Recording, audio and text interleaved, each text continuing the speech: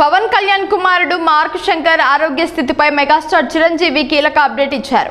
మా బిడ్డ మార్క్ శంకర్ ఇంటికి వచ్చేశాడని ప్రకటించారు. అయితే ఇంకా కోలుకోవాల్సి ఉందని ట్వీట్ చేశారు. సింగపూర్లోని ఓ స్కూల్లో జరిగిన అగ్ని ప్రమాదంలో పవన్ కళ్యాణ్ చిన్న కుమారుడు మార్క్ శంకర్ గాయపడిన సంగతి తెలిసిందే. ఈ ప్రమాదంలో మార్క్ శంకర్ ఊపిరితిత్తుల్లోకి పొగ చేరడంతో వెంటనే ఆసుపత్రికి తరలించి మెరుగైన వైద్యం అందించారు. ఆ వెంటనే పవన్ తో పాటు మెగా కుటుంబ సభ్యులు అక్కడికి చేరుకున్నారు. అయితే పవన్ కుమారుడి ఆరోగ్య పరిస్థితిపై చిరంజీవి కీలక అప్డేట్ ఇచ్చారు. ఈ మేరకు ట్వీట్ చేశారు.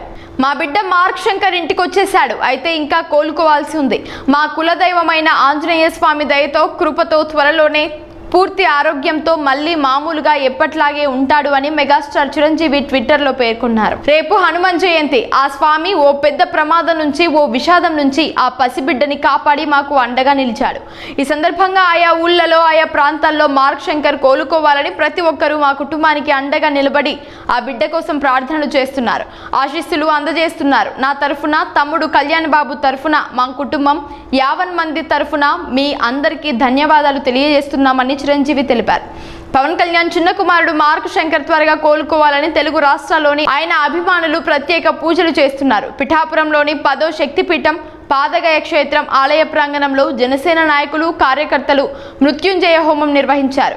మరోవైపు పవన్ కుమారుడి ఆరోగ్యాన్ని ఆకాంక్షిస్తూ ప్రధాని మోదీ నుంచి పలువురు ముఖ్యమంత్రులు, మంత్రులు, ఎమ్మెల్యేలు, ఎమ్మెల్సీలతో పాటు ప్రజాప్రతినిధులు ప్రకటనలు కూడా చేశారు.